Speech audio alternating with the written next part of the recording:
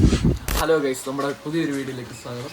നമ്മൾ ഇന്ന് പരിചയപ്പെടാൻ പോകുന്നത് 2007 മോഡൽ മാരുതി 800. വെറും മാരുതി 800 വണ്ടി ഫുൾ സ്റ്റോക്കാണ്. എല്ലാവരും ബിൽഡ് ചെയ്ത കാറിൻ്റെ പുറകെയാണ് പോകുന്നത്. ഇത് ബിൽഡ് ചെയ്യാത്തൊരു മോഡൽ വണ്ടിയാണ്. അപ്പോൾ നമുക്ക് വണ്ടി എടുക്കാൻ പോകാം.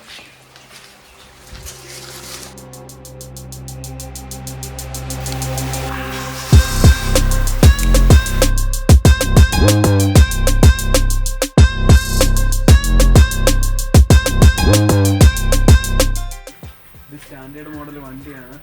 ഇതിൽ AC വരുന്നില്ല. പിന്നെ വേണമെന്ന് വന്നപ്പോൾ നമ്മൾ എക്സ്ട്രാ വെച്ചതാണ് ഇതിൽ. അതും ഷോറൂമിൽ നിന്നാണ് ചെയ്തത്. അതും എക്സ്ട്രാ വേറെ വയർ കട്ടിങ്സോ ഒന്നുമില്ല. ഇതിൽ തന്നെ അതിൻ്റെ പ്ലഗും എല്ലാം വരുന്നുണ്ട്. ജസ്റ്റ് ഒന്ന് ഫിറ്റ് ചെയ്താൽ മാത്രം മതി. ഫെബ്രുവരിയിലായിരുന്നു ഈ വണ്ടിയുടെ ടെസ്റ്റ്. അപ്പോൾ ജസ്റ്റ് ഇതൊന്ന് കഴുകി തുറച്ചിട്ടിട്ടേ ഉള്ളൂ, അല്ലാതെ പെയിൻ്റ് ഒന്നും ചെയ്തിട്ടില്ല. പിന്നെ ഇതിൽ എക്സ്ട്രാ ആയിട്ട് ബാക്ക് ഷോക്ക് അബ്സറി ഒരു ബുഷ് ഇട്ടിട്ടുണ്ട്. അത് വണ്ടിയുടെ ഹൈറ്റ് പൊക്കാൻ വേണ്ടിയിട്ടാണ് അത് ചെയ്തിരിക്കുന്നത്. ഇനി നമുക്ക് വണ്ടിയുടെ സ്റ്റോറിയിലേക്ക് പോവാം. അപ്പോൾ വണ്ടിയുടെ ഓണറെ നമുക്ക് വീഡിയോയിലേക്ക് സ്വാഗതം ചെയ്യാം.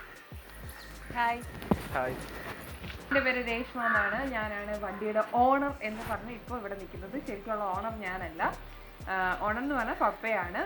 പിന്നെ ഈ വണ്ടി ഇതുപോലെ മെയിൻറ്റെയിൻ ചെയ്തുകൊണ്ട് പോകുന്നത് അനിയനാണ്. അപ്പം അവൻ ഈ ക്യാമറയുടെ ഫ്രണ്ടിലൊക്കെ വന്ന് ഇങ്ങനെ സംസാരിക്കാൻ ഒരു മടി ഉള്ളത് കൊണ്ട് മാത്രം ഞാൻ ഇവിടെ വന്നിരിക്കുകയാണ്. പിന്നെ എനിക്ക് ഇതിൻ്റെ ആധികാരികമായിട്ടുള്ള കാര്യങ്ങളൊന്നും എനിക്ക് അറിയത്തില്ല. എല്ലാം മെയിൻറ്റെയിൻ ചെയ്യുന്നത് അവനാണ്.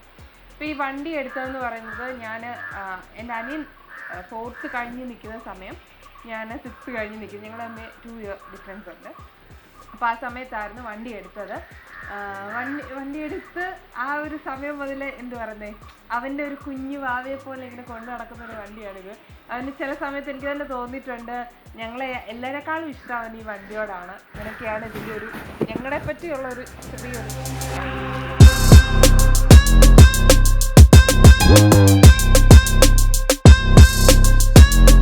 ഇതിൻ്റെ ഡെലിവറിയായിട്ട് ബന്ധപ്പെട്ട് എന്തെങ്കിലും ഫണ്ണി മൊമെൻറ്റ്സ് ഉണ്ടോ? ഫണ്ണി മൊമെൻറ്റ്സ് എന്ന് പറയുമ്പോൾ ഇതിൻ്റെ ഡെലിവറി തന്നെ ഒരു ഫണ്ണി മൊമെൻ്റ് ആണ്. ഇപ്പം നമ്മളൊക്കെ ഈ കുഞ്ഞു പിള്ളേരായിരിക്കുമ്പോൾ നമ്മുടെ ഏറ്റവും വലിയൊരു പ്രത്യേകത, ഏതൊരു സാധനം കിട്ടുമ്പോൾ ഉൾക്കടിക്കുക എന്ന് പറഞ്ഞൊരു കാര്യമുണ്ട്. ഒരു ബ്രഷ് വാങ്ങിച്ചാൽ നമുക്ക് ആദ്യം ഞാൻ ഉൾക്കടിച്ചു, അല്ലെങ്കിൽ എന്തെങ്കിലും ഒരു സാധനം എന്തെങ്കിലും നമ്മൾ പറയും ഉദ്ഘാടനം ചെയ്യണം, എനിക്ക് ഉദ്ഘാടനം ചെയ്യണം. അപ്പം ഞാനും എന്നെ മിക്കവാറും ഇതിൻ്റെ കാര്യത്തില്ല. പക്ഷേ എനിക്കങ്ങനെ വണ്ടിയോട് അങ്ങനെ വലിയൊരു ക്രേസ് ഇല്ലാത്ത കാരണം എനിക്ക് ഇതിൻ്റെ കാര്യത്തിൽ അങ്ങനെയൊന്നും ഇല്ലായിരുന്നു.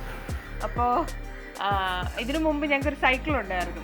അത് അവൻ 2 പഠിക്കുമ്പോഴാണ് വാങ്ങിച്ചത്. അപ്പോൾ സൈക്കിൾ എടുത്തപ്പോൾ തന്നെ അതിനോട് എനിക്കങ്ങനെ വണ്ടിപ്രാന്തൊന്നും ഇല്ല. എനിക്ക് എവിടെയെങ്കിലും എത്തണമെന്നേ ഉള്ളൂ. അപ്പം ഡെലിവറിക്ക് ഞങ്ങൾ എല്ലാവരും കൂടെ ഫാമിലി ആയിട്ടാണ് പോകുന്നത്. അപ്പം നമ്മളൊരു പുത്തൻ വണ്ടി എടുക്കുമ്പോൾ വീട്ടിൽ തന്നെ നമ്മളിങ്ങനെ ചെറിയൊരു ട്രീറ്റൊക്കെ ചെയ്യും എല്ലാവർക്കും കൂടെ. അപ്പോൾ അമ്മയാണെങ്കിൽ അന്ന് വന്നില്ല എന്ന് തോന്നുന്നു. ഞാൻ, പപ്പ, അനിയന്, പിന്നെ പപ്പയുടെ ചേട്ടന്, അവരുടെ 2 മക്കള്, എല്ലാവരും കൂടെ ഭയങ്കര ഇതായിട്ട് ഒരു കാറിലാണ് പോയത്. അപ്പോൾ അവിടെ ചെന്നു. അപ്പം നമ്മളിങ്ങനെ ഇവൻ്റെ ആഗ്രഹം എന്ന് പറഞ്ഞു കഴിഞ്ഞാൽ ആദ്യം കയറി കാറിൽ ഇരിക്കുക, അവൻ ഉൾക്കടിക്കണമെന്ന്. അപ്പോൾ അങ്ങനെ അങ്ങോട്ട് ചെന്നു. ഇവൻ ഡോറ് തുറക്കുകയും പപ്പയുടെ ചേട്ടൻ്റെ മോൻ, അതായത് എൻ്റെ ഫസ്റ്റ് കസിൻ അണ്ണൻ പോയി അങ്ങ് കാറെ കയറി അങ്ങ് ഇരുന്നു. ഫസ്റ്റിലേ പോയി ഡോറ് തുറന്നിരുന്നു. അവിടെ തുടങ്ങി അവൻ്റെ ഒരു വിഷമം ഒന്ന് കാണുന്നതാണ് നമ്മറ്റത്. അപ്പം അണ്ണനും അറിയാം അതിന് വേണ്ടിയിട്ടാണ് ഇവൻ വരുന്നതെന്ന്. അപ്പോൾ അതുകൊണ്ട് ഇവരെ വഴക്കുണ്ടാക്കാൻ വേണ്ടി ചെയ്തിരുന്നു. പക്ഷെ അതൊന്നും ഒരിക്കലും മറക്കത്തില്ല കേട്ടോ. അവിടെ നിന്ന് ഇങ്ങനെ തിരിച്ചു വരുന്നത്, അവനാ കിട്ടിയ സമയത്ത് ഇങ്ങനെ തൂത്ത് ഒരുമാതിരി അവൻ ഏതാണ്ട് ഒരു നിധി കിട്ടിയ പോലെ, നമ്മൾ ഫേവറേറ്റ് കളിപ്പാട്ടം കിട്ടുന്നതിനേക്കാൾ അതുപോലെ കുഞ്ഞു പിള്ളേർക്ക് അതൊക്കെയാണല്ലോ. പക്ഷെ ഇവന് വണ്ടി എന്ന് പറഞ്ഞാൽ ഭയങ്കര ഇതായിരുന്നു. ഇപ്പോഴും അത് തന്നെയാണ്. അന്ന് എങ്ങനെയാണോ ഇവൻ ഇതിനെ തൊട്ടത്, അതുപോലെ തന്നെ ഇപ്പോഴും ഇവൻ തൊട്ടുകൊണ്ടിരിക്കുന്നത്.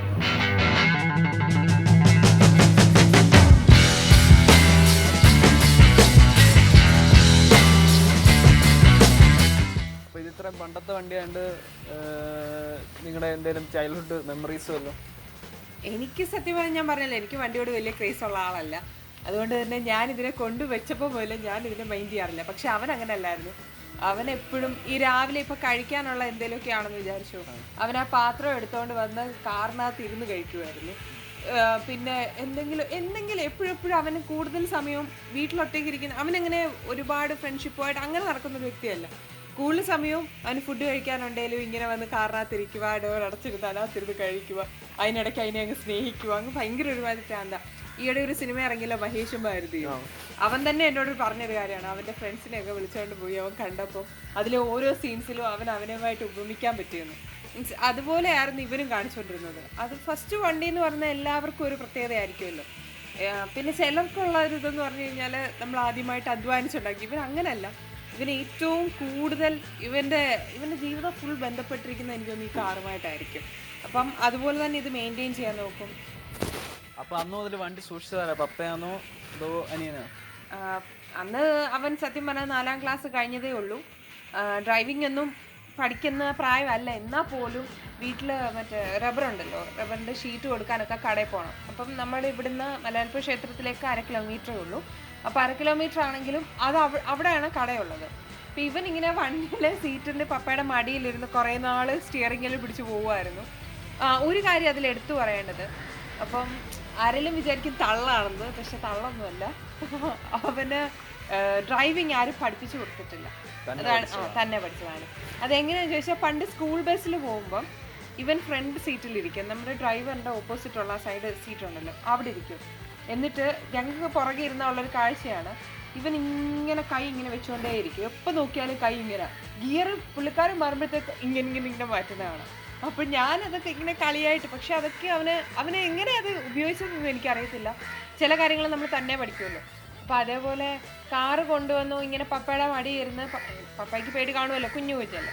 അപ്പോൾ ഇവനെ വെച്ചുകൊണ്ട് ഇങ്ങനെ സ്റ്റിയറിംഗ് ഒക്കെ തിരിപ്പിക്കുന്നു. പപ്പ ശരിക്കും പറഞ്ഞാൽ പിന്നീട് ഡ്രൈവിംഗ് പഠിച്ചൊരു വ്യക്തിയാണ്. അതിന് മുമ്പ് അറിയാമായിരുന്നു, പിന്നെ കുറേ ഗ്യാപ്പ് വന്നപ്പം പപ്പ മറന്നുപോയി. അതിനുശേഷം പപ്പ ജീപ്പൊക്കെ ഓടിച്ചിട്ടുണ്ട്. അത് കഴിഞ്ഞിട്ട് കാർ വന്നപ്പം പപ്പ ഒന്നുകൂടെ ഡ്രൈവിംഗ് സ്കൂളിൽ പോയിട്ട് പിന്നീടാണ് ലൈസൻസ് എടുത്തത് സത്യം പറഞ്ഞാൽ. അത് കഴിഞ്ഞിട്ട് പപ്പ വണ്ടി ഓടിച്ചപ്പോൾ ഇവനെ മടിയിലിരുത്തി കുറേ നാൾ കൊണ്ടുപോയി.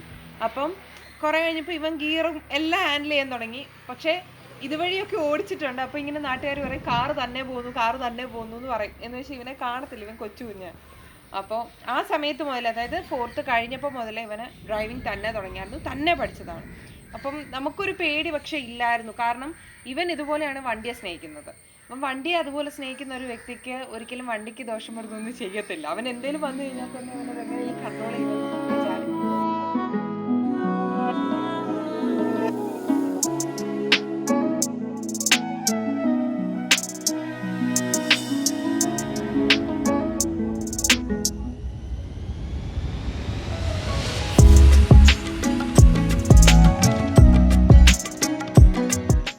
പറയുന്നത് മുഴുവൻ അനിയന്റെ കാര്യമാണല്ലോ. ചേച്ചിക്ക് ഇതിനെ കുറിച്ചൊന്നും പറയാം?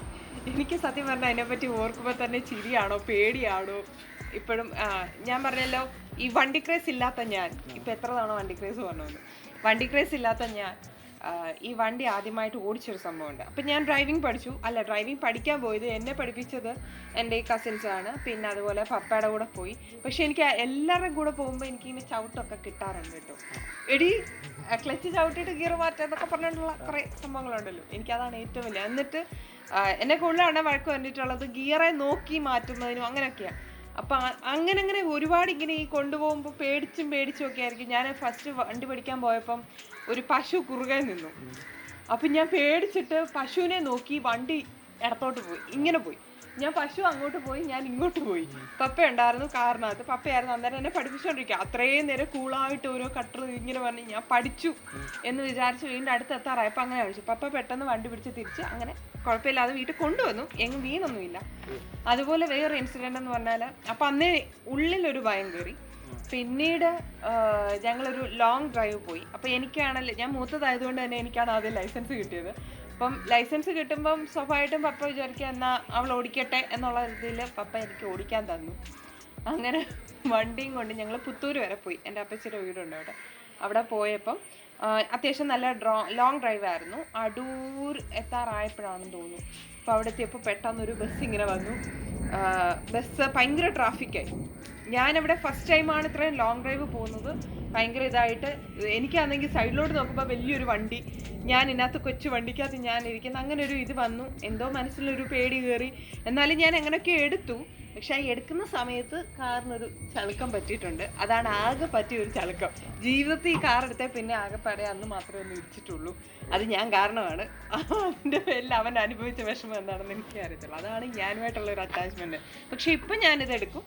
ഇപ്പം എനിക്ക് ഓടിക്കുന്നതിന് അത്ര പ്രശ്നങ്ങളൊന്നുമില്ല, ഞാൻ തന്നെയാണെങ്കിലും എടുത്തോണ്ട്. പക്ഷേ ഇപ്പോഴും എനിക്ക് ഇവൻ ഇവിടെ ഉള്ളപ്പം വണ്ടി എടുത്തോണ്ട് പോകാൻ എനിക്ക് പേടിയാണ്.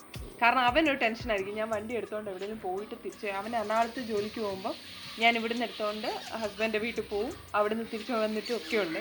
പക്ഷെ ഞാൻ വന്നു കഴിഞ്ഞിട്ട് ഞാൻ അവനോട് പറയടാ ഞാൻ വണ്ടി എടുത്തായിരുന്നെന്ന് പറയും. അപ്പോൾ അവന് തിരിച്ച് കൊണ്ടുവന്നല്ലോ, കുഴപ്പമൊന്നും ഇല്ലല്ലോ എന്നുള്ളൊരു സമാധാനമുണ്ട്. അല്ലാതെ അവൻ്റെ ഫ്രണ്ടിൽ കൂടെ എടുത്തോണ്ട് പോവുകയാണെങ്കിൽ എനിക്ക് ഇപ്പോഴും ടെൻഷനാണ്. അവനിവിടെ വെപ്രാളപ്പെട്ടിരിക്കുന്നത്.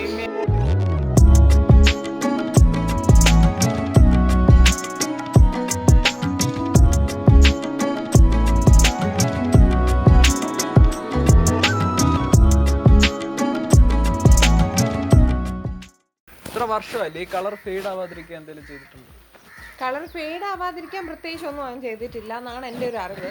പിന്നെ ഞാൻ അറിയാതെ എന്തെങ്കിലും ചെയ്തതെന്ന് എനിക്കറിയത്തില്ല. പക്ഷേ ഒരിക്കൽ ഷോറൂമിൽ നിന്നൊക്കെ ആളുകൾ വരുമല്ലോ എക്സ്ചേഞ്ച് ചെയ്യാനൊക്കെ. അപ്പം അങ്ങനെ വന്ന സമയത്ത് ആരൊക്കെയോ ചോദിച്ചിട്ടുണ്ട് ഇത് റീപെയിൻറ്റ് ചെയ്താണോ എന്നൊക്കെ ചോദിച്ചിട്ടുണ്ടായിരുന്നു. പക്ഷേ എൻ്റെ അറിവിൽ അങ്ങനെയൊന്നും ചെയ്തിട്ടില്ല. അങ്ങനെയൊന്നും ചെയ്തിട്ടില്ല. പിന്നെ അവനങ്ങനെ കൂടുതൽ പ്രൊട്ടക്റ്റ് ചെയ്യാറുണ്ട്. അങ്ങനെ വെയിലത്തൊന്നും കൊണ്ടിടത്തില്ല. ഇൻ കേസ് എവിടെയെങ്കിലും ഒരു ഇച്ചിരി ചള്ളയുണ്ടെങ്കിൽ അത് തന്നെ വന്നു കഴിഞ്ഞ് അവൻ ജോലി കഴിഞ്ഞിട്ടോ അല്ലെങ്കിൽ ക്ലാസ് കഴിഞ്ഞിട്ടൊക്കെ വന്നു കഴിയുമ്പോഴത്തേക്ക് അവൻ ഇങ്ങനെ ഒന്ന് ചുറ്റും ഒന്ന് നോക്കും, എവിടെയെങ്കിലും എന്തേലും ആരേലും വന്ന് എന്തെങ്കിലും ചെയ്തിട്ടുണ്ടോ, അങ്ങനെ ഭയങ്കര ശ്രദ്ധ. പിന്നെ അതുമല്ല അവൻ ഈ വണ്ടി അങ്ങനെ ആർക്കും അങ്ങനെ കൈമാറാറുമില്ല, അതൊരു റീസൺ ആയിരിക്കാം. പിന്നെ ഇതിൻ്റെ മണ്ടയിൽ അങ്ങനെ പെയിൻ്റൊന്നുമില്ല, പഴയ അതേ ഇത് തന്നെയാണ്, കഴുകി തുടച്ച് കുട്ടപ്പനായിട്ട് കൊണ്ട് നടക്കുന്നതിൻ്റെ ഗുണം കൊണ്ട് ഇങ്ങനെ ഇരിക്കുന്നതാണ്. അപ്പോൾ ഈ വണ്ടിയുടെ സർവീസും കാര്യങ്ങളൊക്കെ സർവീസൊക്കെ ഷോറൂമിൽ തന്നെ ഇതുവരെ ചെയ്തിട്ടുള്ളത്. അവന് ഉള്ള സമയം അത് പിന്നെ പറയാൻ പറ്റുമോ, പപ്പ ഇവന് ലൈസൻസ് കിട്ടിയ പിന്നെ പപ്പ ഇത് നോക്കാറില്ല, ഫുൾ അവനാണ് കൊണ്ട് നടക്കുന്നത്. അപ്പം ഇവനെ ഇവിടെ പഠിക്കുന്ന സമയം വരെ ഷോറൂമിൽ കൊണ്ട് ഏൽപ്പിക്കുക, അവർ സർവീസ് കഴിയുന്നു, എടുത്തുകൊണ്ട് വരുന്നു, എല്ലാം അവൻ തന്നെ ചെയ്യും. പിന്നെ അത് കഴിഞ്ഞ് കുറേ നാൾ പിന്നെ അവൻ ജോലിക്കൊക്കെ പോയി തുടങ്ങി, ക്ലാസ് വെളിയിലായപ്പോൾ തൊട്ട് ഷോറൂമിൽ നിന്ന് ആൾ വന്നെടുക്കും. പിന്നെ എൻ്റെ ഹസ്ബൻഡ് ഷോറൂമിലാണ് വർക്ക് ചെയ്യുന്നത്. ചേട്ടൻ ഇവിടെ വന്നപ്പം എടുത്തുകൊണ്ട് പോകും, സർവീസ് ചെയ്യും, കൊണ്ടുവിടും. അങ്ങനെയാണ് ഇതിൻ്റെ സർവീസും കാര്യങ്ങളൊക്കെ. അപ്പോൾ ഇത് ഫുള്ള് ഷോറൂമിൽ കൊടുത്തിട്ടുള്ളൂ, വർക്ക്ഷോപ്പിൽ കൊടുത്തിട്ടില്ല? ഇല്ല, വർക്ക്ഷോപ്പിലൊന്നും ഇതുവരെ കൊടുത്തിട്ടില്ല, എല്ലാം ഷോറൂമിൽ തന്നെയാണ് ചെയ്തിട്ടുള്ളത്. ഇങ്ങനെ കംപ്ലീറ്റ് ഇങ്ങനെ ഇത്ര കിലോമീറ്റേഴ്സ് ആകുമ്പോൾ അങ്ങനെ വെച്ചിട്ട് സർവീസ് ചെയ്തുകൊണ്ടിരിക്കുകയാണ്. അപ്പോൾ ഈ വണ്ടി എത്ര കിലോമീറ്റർ ഓടിയിട്ടുണ്ട്? ഏകദേശം ഒരു 42K സംതിങ്. 42K ഓടിയിട്ടുള്ളൂ. അപ്പോൾ ഈ ടയർ മാറിയിട്ടുണ്ടോ? 4 ടയറും ഓരോ തവണ വെച്ചിട്ട് മാറിയിട്ടുണ്ട്, ഓരോ തവണ മാത്രം. അത് പറഞ്ഞപ്പോഴും ഒരു കാര്യം ഞാൻ കാണിക്കാമേ.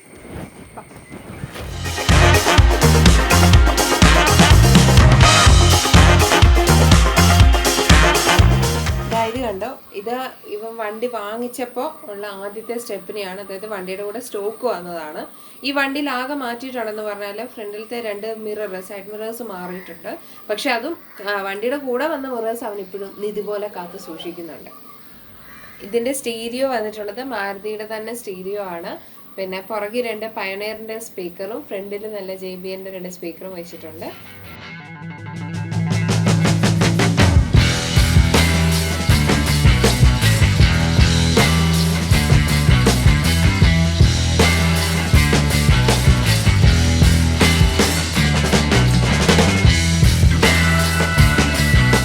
ഈ ഒരു ലൈറ്റ് ഉണ്ടല്ലോ, AC ഫിറ്റ് ചെയ്യുമ്പോൾ സാധാരണ വണ്ടിക്ക് ഇവിടെ ഇങ്ങനെ കാണുന്നതാണ്.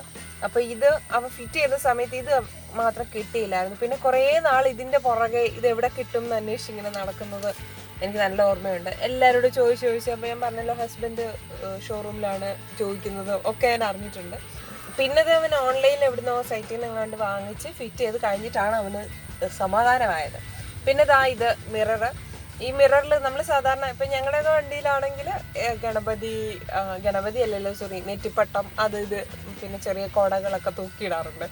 ഇവൻ ഇതുപോലത്തെ ഒരു കാര്യവും ചെയ്യത്തില്ല. എന്ന് വെച്ചാൽ വണ്ടി ആ സെയിം കണ്ടീഷനിൽ തന്നെ ഇതുപോലെ സ്റ്റിയറിങ്ങിൻ്റെ കവറ് ഇങ്ങനെയുള്ള സാധനങ്ങളൊന്നും ഇടാൻ സമ്മതിക്കത്തില്ല, അതുപോലെ തന്നെ കൊണ്ടുപോകണം. പിന്നെ ഇതവൻ്റെ വേറൊരു ഫേവറേറ്റ് വണ്ടിയാണ് ലംബോർഗിനി. എനിക്ക് കുഞ്ഞു കരച്ചിൽ തുടങ്ങിയിട്ടുണ്ട്, വലിയ കരച്ചിലിലേക്ക് ഞാൻ പോവുകയാണ്. ഇത്രയൊക്കെയാണ് ഈ കാറിനെ പറ്റി എനിക്കറിയാവുന്ന വിശേഷങ്ങളൊക്കെ നിങ്ങളായിട്ട് പങ്കുവച്ചിട്ടുണ്ട്.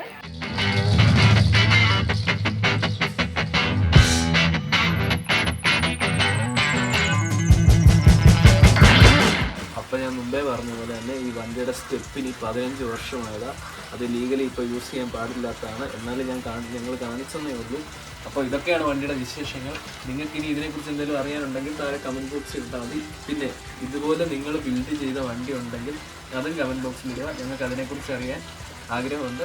അപ്പം